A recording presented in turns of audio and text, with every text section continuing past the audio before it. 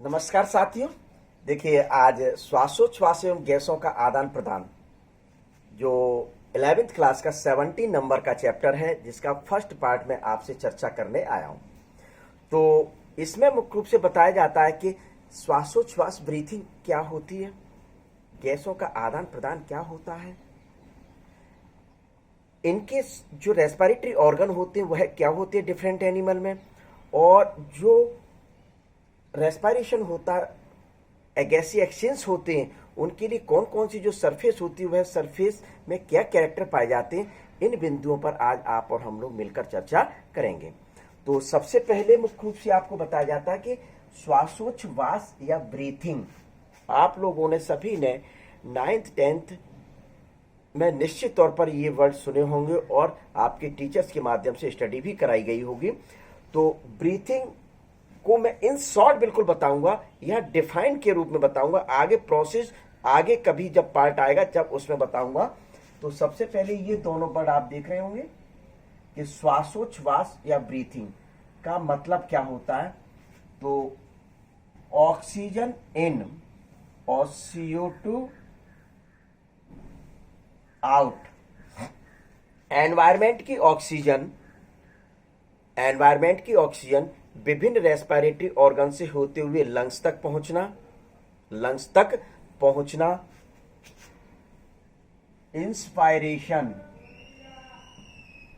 Inspiration या निश्वसन कहलाता है। और जो लंग्स में जो CO2 पाई जाती है, यह भी रेस्पिरेटरी ऑर्गन से होते हुए बाहर आना, तो वही लिखा है आउट, मतलब बाहर आना मुख्य रूप से क्या कहलाता है, एक्सपायरेशन। क्या कहलाता है, एक्सपायरेशन, या इसको निश्वसन कहा जाता है।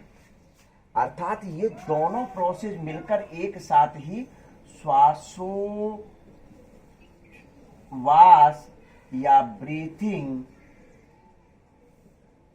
कहलाती है। क्या कहलाती है, ब्रीथिंग के नाम से जाना जाता है। तो ये सिर्फ आपको अभी ये ब्रीथिंग की डेफिनेशन जानना है।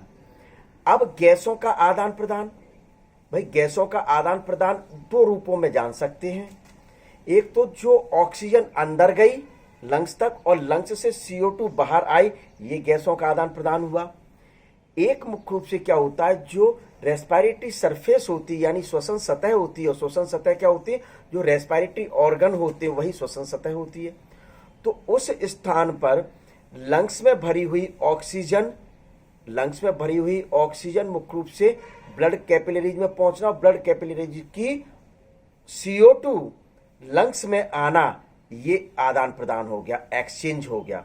तो एक ये एक्सचेंज मुख्य रूप से होता है, तो इसी को कहा जाता है गैसीय एक्सचेंज या गैसों का आदान प्रदान के नाम से जाना जाता है।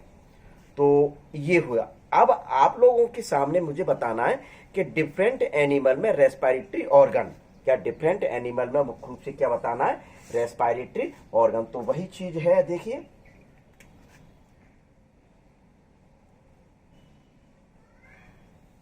ऑर्गन फॉर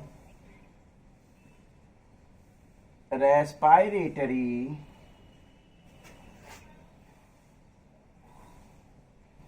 गैसियस एक्सचेंज, क्या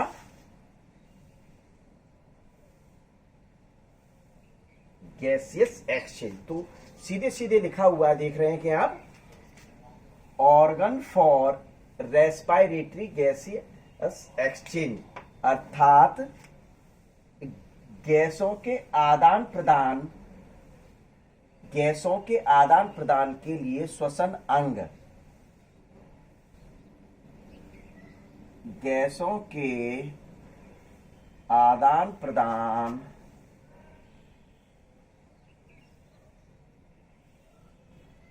के लिए श्वसनांग यानी श्वसन अंग। तो अपने को लोअर कैटेगरी के एनिमल से लेकर हायर कैटेगरी एनिमल्स तक मुख्य रूप से इनके रेस्पिरेटरी ऑर्गन पढ़ना। रेस्पिरेटरी ऑर्गन विशेष ध्यान रखें कि जिस प्लेस पर गैसी एक्सचेंज होता है अपनी बॉडी के अंदर, जिस प्लेस पर जिस ऑर्गन के द्वारा गैसी एक्सचेंज होता है उसको रेस्पिरेटरी सरफेस कहा जाता है, उसको रेस्पिरेटरी सरफेस कहा जाता है। तो उन्हीं ऑर्गन को बताना है। किसी एनिमल में गिल्स होते हैं, किसी एनिमल में बॉडी सरफेस होती है, किसी एनिमल में प्लाज्मा मेम्ब्रेन होती है और किसी एनिमल में लंग्स पाए जाते हैं।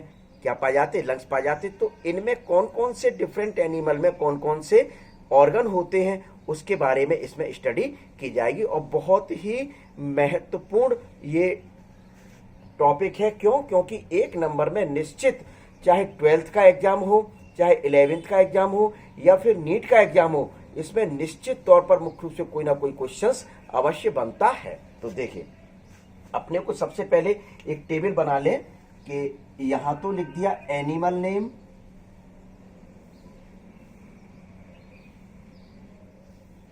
और यहां लिख देते हैं ऑर्गन। ऑर्गन समझ रहे हैं कि आप कौन सा ऑर्गन जहां गैस एक्सचेंज होता है? तो रेस्पिरेटरी ऑर्गन जिनको कहा जाता है। देखिए, सब रेस्पिरेशन में जो ऑर्गन भाग लेते हैं उनको रेस्पिरेटरी ऑर्गन और रेस्पिरेटरी ऑर्गन मिलकर एक सिस्टम बनाते हैं जिसको रेस्पिरेटरी सिस्टम कहा जाता है। वैसे ध्यान रखें, ये छोटी मोटी बातें हैं आप लोगों के लिए। तो देखिए, यहाँ बीच में एक सेंटर लाइन खींच ली गई, ये एनिमल नेम लिख दिया, यहाँ ऑर्गन लिख दिया गया। तो एनिमल नेम अपन कह रहे हैं लोअर कैटेगरी से, लोअर कैटेगरी की चर्चा कर रहे हैं। तो सबसे पहले एक कोशिकीय जंतु यानी यूनिसेलुलर। तो यूनिसेलुलर में कौन कौन से आ जाते हैं ये आपके एग्जाम्पल में यहां लिखना पड़ेगा। देखिए, बैक्टीरिया और प्रोटिस्ट एनिमल। तो बैक्टीरिया यानी मोनेरा के और प्रोटिस्ट यानी अमीबा, पैरामीशियम, यूग्लिना वगैरह जो होते हैं वो इसके अंतर्गत आते हैं। ये यूनिसेलुलर एनिमल होते हैं। इनमें मुख्य रूप से बाई प्लाज्मा मेम्ब्रेन, क्या? तो यहां लिख दिया जाए बाई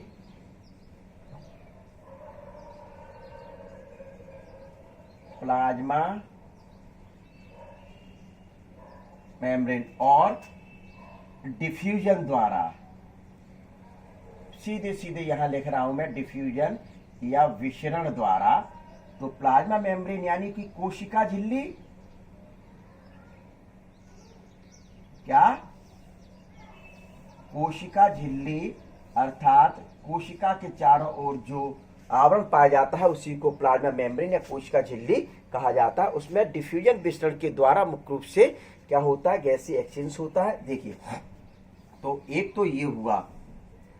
दूसरा, अब इसके बाद आता है, बिल्कुल सीक्वेंस से आप और हम लोग चलेंगे, पोरिफेरा,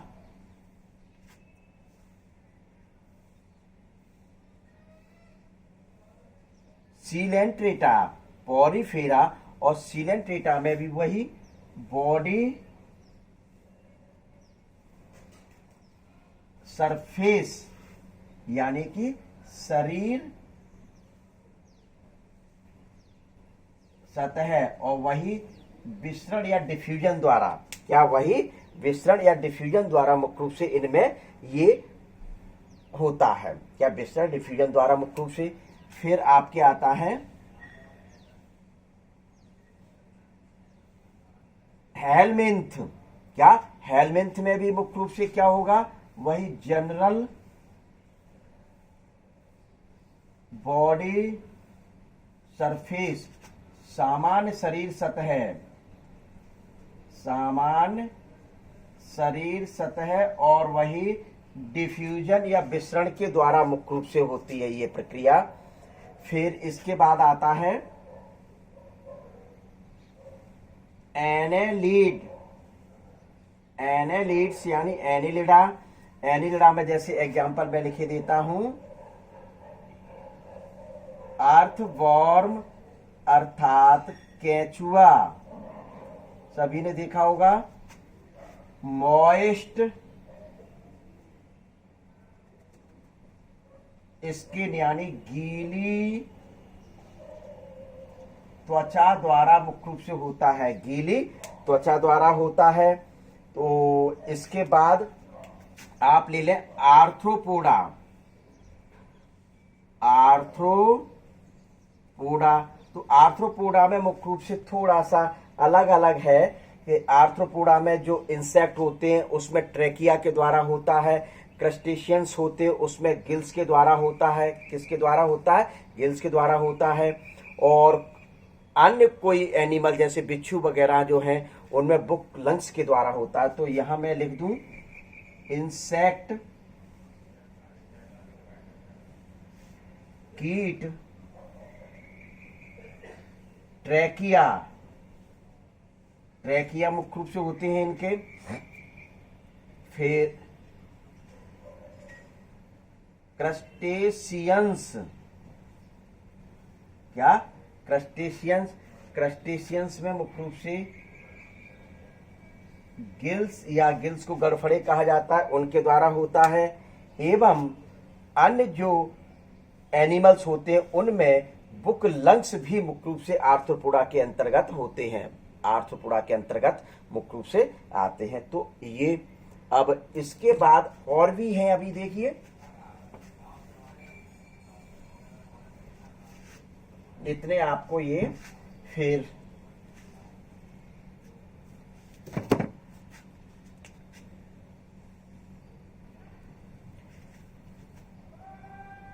मोलस्का। मोलस्का में गिल्स और पल्मोनरी सैक।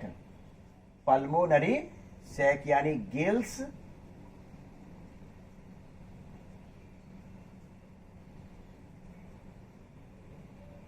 पल्मोनरी सैक, ये मुख्य रूप से क्या होते हैं? इनके रेस्पिरेटरी ऑर्गन होते हैं।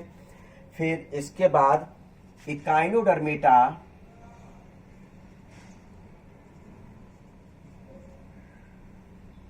इकाइनोडर्मेटा के एनिमल,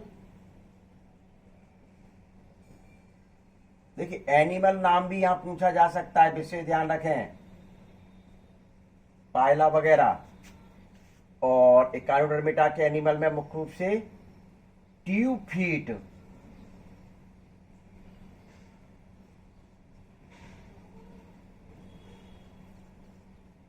इनमें कोई विशेष रेस्पिरेटरी ऑर्गन नहीं पाए जाते। इकाइनोडर्मेटा जैसे स्टारफिश में कोई विशिष्ट रेस्पिरेटरी ऑर्गन नहीं होते। इनमें ट्यूब फीट के द्वारा ही मुख्य रूप से यह कार्य कर लिया जाता है। तो ये अब इसके बाद फिश, सभी लोग जानते हैं गिल्स के द्वारा। हाँ, एम्फीबिया। एम्फीबिया यानी उभयचर का एक एग्जांपल कोई भी ले लें, फ्रॉग। इसमें क्या होता है कि जो लार्वा अवस्था होती है उस लार्वा अवस्था में मुख्य रूप से गिल्स के द्वारा होता है। किसके द्वारा होता है? गिल्स के द्वारा होता है। इसके बाद मुख्य रूप से वक्कल कैविटी के द्वारा, तो उसको कहा जाता है बक्को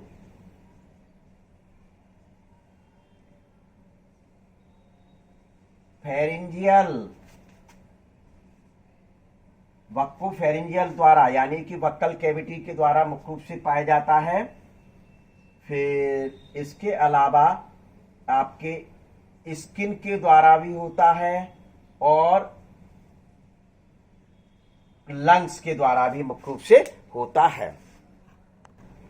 तो एम्फीबिया यानी उभयचर, फ्रॉग जैसे एक एग्जांपल लिया, उसके लार्वा में गिल्स के द्वारा होता है। फिर उसके बाद बक्को फेरिंजियल गुहा जो होती है उसके द्वारा भी होता है, स्किन के द्वारा भी होता है और लंग्स के द्वारा। विशेष तौर पर स्किन जो रहेगी उसमें आप ये ध्यान रखें मॉइस्ट यानी कि लसलसी स्किन होती है। आपने मेढक या अर्थवॉर्म को पकड़ के देखा हो तो आपको क्लियर समझ में आ जाएगा कि उसकी जो स्किन होती है वह सूखी रफ नहीं होती है, मॉइस्ट रहती है। क्या रहती है? मॉइस्ट रहती है। इस कारण से मुख्य रूप से ये आसानी से क्या कर सकते हैं? गैसी एक्सचेंज कर सकते हैं। तो ये अब इसके बाद रेप्टाइल्स। रेप्टाइल्स यानी सरीसृप। तो सरीसृप जंतु में लंग्स के द्वारा क्या? पक्षी वर्ग आया यानी कि एवीज। एवीज में मुख्य रूप से किसके द्वारा? लंग्स, रेस्पिरेटरी ऑर्गन, एवं आप और हम लोग बचे जो मैमल्स के अंतर्गत यानी स्तनधारी, इसमें भी मुख्य रूप से किसके द्वारा? लंग्स यानी फेफड़े। कौन? फेफड़े रेस्पिरेटरी ऑर्गन होते हैं। विशेष ध्यान रखें, रेस्पिरेटरी ऑर्गन से यहां रिलेशन है कि जिस प्लेस पर क्या हो रहा है? गैसी एक्सचेंज हो रहा है, अर्थात वह प्लेस रेस्पिरेटरी सरफेस कहलाती है। तो ये आपको क्या डिफरेंट एनिमल में रेस्पिरेटरी ऑर्गन पढ़ना बहुत ही महत्वपूर्ण पार्ट है ये। क्यों? क्योंकि नीट मेडिकल एग्जाम में तो क्वेश्चंस इसके अंतर्गत आते हैं, विभिन्न स्टेट में भी इसके अंतर्गत क्वेश्चंस एनुअल एग्जाम में निश्चित किए जाते हैं। तो ये अब क्वेश्चंस बनता है कि रेस्पिरेटरी सरफेस में क्या स्पेशलिटीज होती हैं जिनके द्वारा वहां गैसी एक्सचेंज होता है। क्या रिक्वायरमेंट फॉर गैसी एक्सचेंज, क्या लिखना है अपनों को?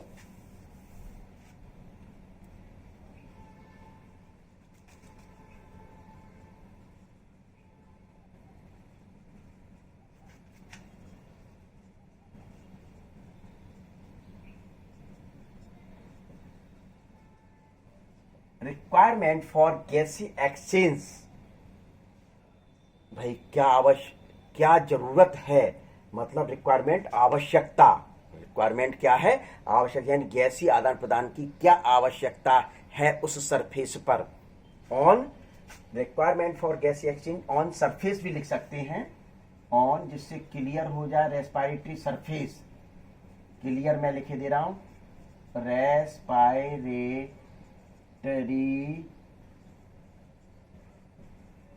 सरफेस। देखिए तो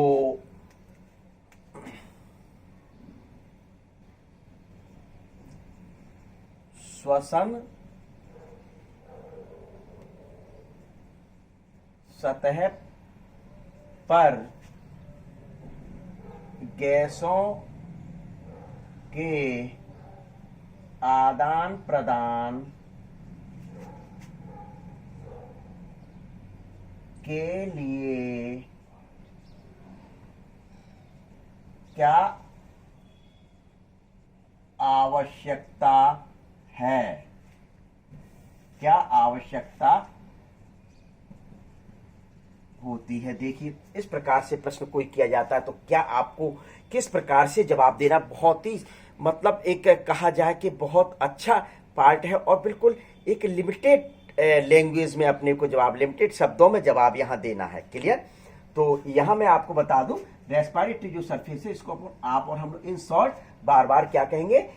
RS कहेंगे, यानी रेस्पिरेटरी सरफेस। देखिए तो क्या आप बता सकते हैं?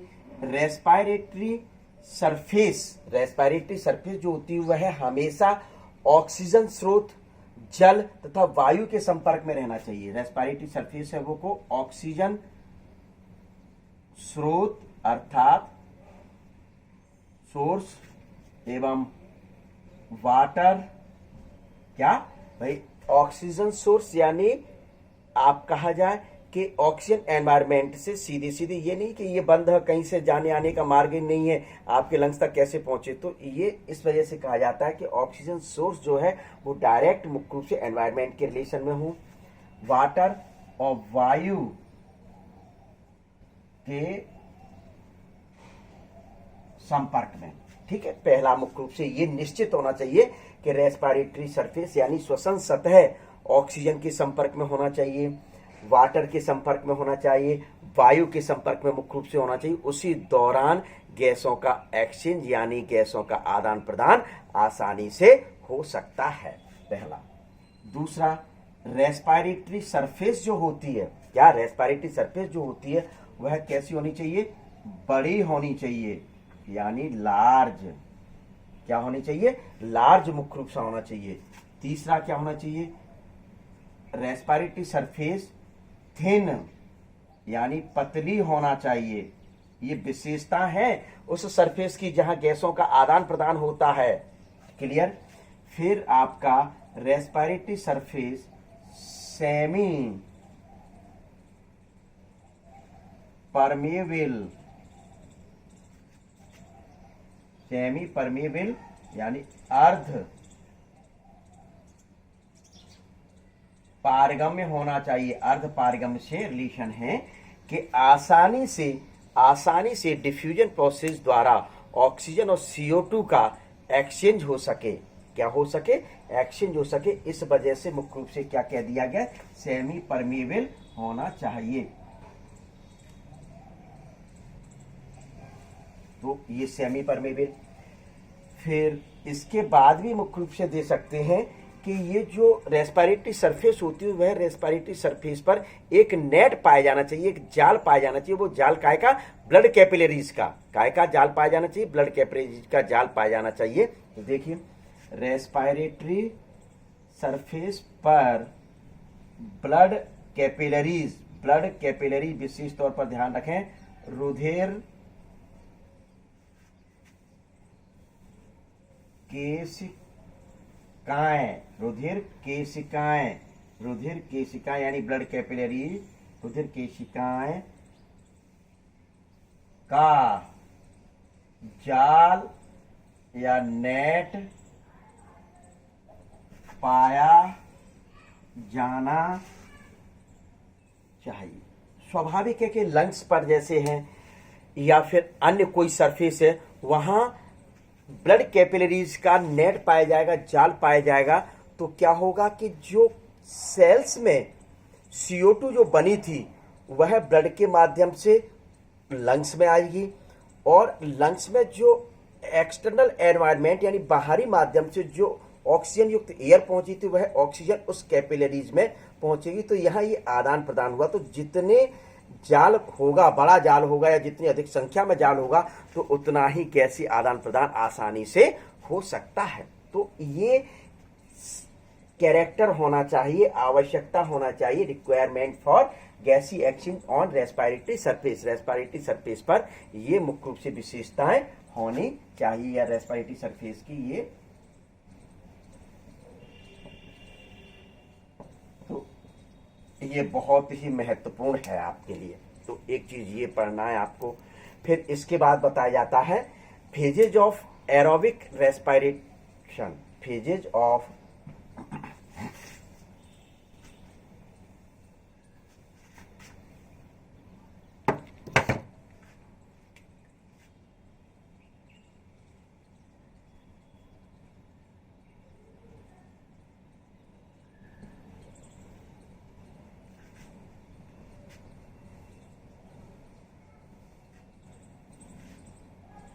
वायवीय श्वसन के चरण। वायवीय श्वसन के चरण क्या होते हैं? क्या? According to GS quarter.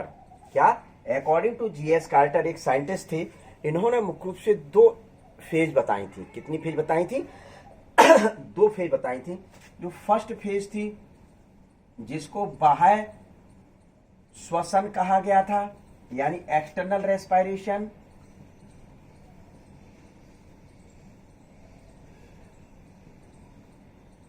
External respiration कहा गया था। और दूसरा जो आता है वो इंटरनल रेस्पिरेशन या सेलुलर रेस्पिरेशन, क्या कोश की श्वसन या अंतः श्वसन के नाम से मुख्य रूप से जाना जाता है। तो ये बाह्य श्वसन क्या होता है? एक्सटर्नल रेस्पिरेशन मुख्य रूप से क्या होता है? इस क्रिया में प्रयुक्त गैसों का आदान प्रदान बाह्य वातावरण तथा श्वसन सतह से होता है। जैसे मतलब क्या कहा जाए कि ये जो एक्सटर्नल नॉस्ट्रिल हैं यहां से होकर ऑक्सीजन अंदर प्रवेश करे, लंग्स तक पहुंचे और लंग्स में जो CO2 पाई जाती है वह CO2 मुख्य रूप से इन्हीं माध्यम से बाहर आ जाए। अर्थात ये कहा गया श्वासोच्छ्वास। क्या कहा गया? श्वासोच्छ्वास अर्थात ब्रीथिंग के नाम से जाना जाता है। तो ये बाह्य श्वसन के अंतर्गत मुख्य रूप से आते हैं। स्टेप कौन कौन से इसके अंतर्गत? श्वासोच्छ्वास। श्वासोच्छ्वास में कौन कौन से थे?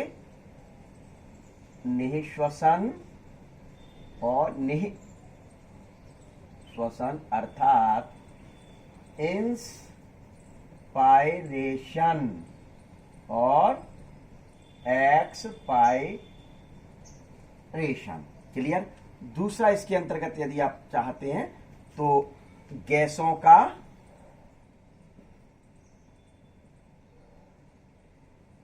परिवहन यानी transport of gases, transport of gases. तो लिख दूं ट्रांसपोर्ट ऑफ गैसेस, यानी कि ट्रांसपोर्ट ऑफ गैसेस के मतलब जो लंग्स में जो ऑक्सीजन पहुंची वह ऑक्सीजन ब्लड के माध्यम से सेल्स तक पहुंचे, वहां फूड का ऑक्सीडेशन होगा।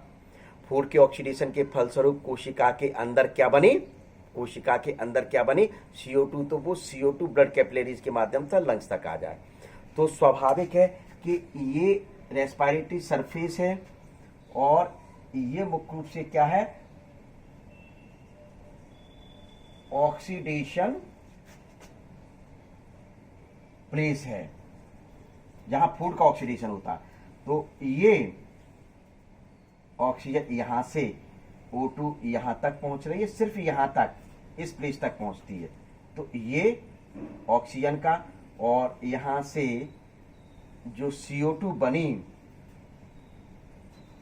ये CO2 बनी वो यहां से यहां तक आना, ये क्या कहलाता है, गैसों का ट्रांसपोर्ट कहलाता है, यानी गैसों का परिवहन कहलाता है। तो इस प्रकार से दो स्टेप बाह्य श्वसन के अंतर्गत मुख्य रूप से आते हैं। अब दूसरा जो फेज है वह फेज क्या है, इंटरनल रेस्पिरेशन। क्या, इंटरनल रेस्पिरेशन और सेलुलर रेस्पिरेशन। इसको आंतरिक श्वसन और या कोशिकीय श्वसन। तो ऑक्सीजन आप और हम लोगों की कहां पहुंची, लंग्स में पहुंची। अब ये ऑक्सीजन ब्लड कैपिलरीज के माध्यम से सेल्स तक पहुंचेगी। कहां तक पहुंचेगी, देखिए पुनः, ये ऑक्सीजन थी, ये ऑक्सीजन इस ब्लड कैपिलरीज में पहुंची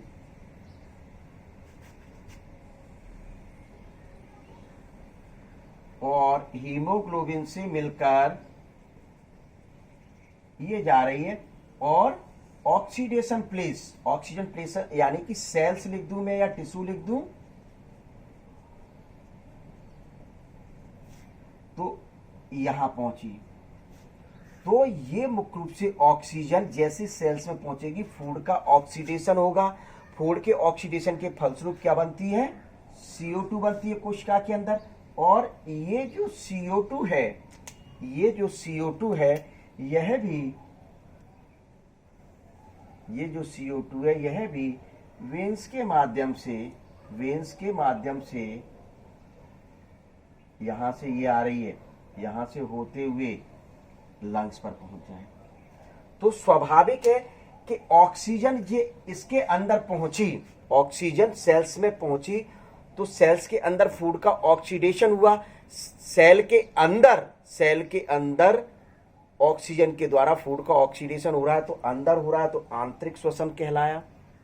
और सेल्स में हो रहा है, सेल्स के द्वारा रेस्पिरेशन हो रही है, तो इस वजह से इसको सेलुलर रेस्पिरेशन के नाम से जाना जाता है। इसके अंतर्गत यदि ध्यान होगा आपको, पिछले मतलब मैंने आपको पढ़ा क्या है 14 चैप्टर में रेस्पिरेशन प्लांट्स में, तो कितने स्टेप आते थे, ग्लाइकोलाइसिस, कौन कौन से स्टेप पढ़े थे, ग्लाइकोलाइसिस जो सेल्स साइटोप्लाज्म में कहां होता था, साइटोप्लाज्म में प्रोसेस होती थी, यदि ध्यान होगा तो वीडियोस देखिए आप। दूसरा क्रेब्स साइकिल, यह कहां होती थी? माइटोकॉन्ड्रिया। कहां होती थी? माइटोकॉन्ड्रिया के अंतर्गत होती थी। तीसरा स्टेप मैंने आपको ध्यान होगा पायरुविक एसिड का ऑक्सीकरण, ऑक्सीडेशन ऑफ पायरुविक एसिड, मुख्य रूप से ये बताया था। फोर्थ स्टेप बताया था ईटीएस। तो स्वाभाविक है कि मुख्य रूप से ये जो प्रोसेस है वो सेल के अंदर हो रही है। ये जो मैंने बताया सेल के अंदर हो रही, इस वजह से इसको इंटरनल रेस्पिरेशन, यांत्रिक श्वसन, और सेल में हो रही है, सेल के द्वारा हो रही है, इस वजह से इसको क्या कह दिया? कोशिकीय श्वसन यानी सेलुलर रेस्पिरेशन के नाम से जाना जाता है। तो ये आपको किसमें पढ़ना है?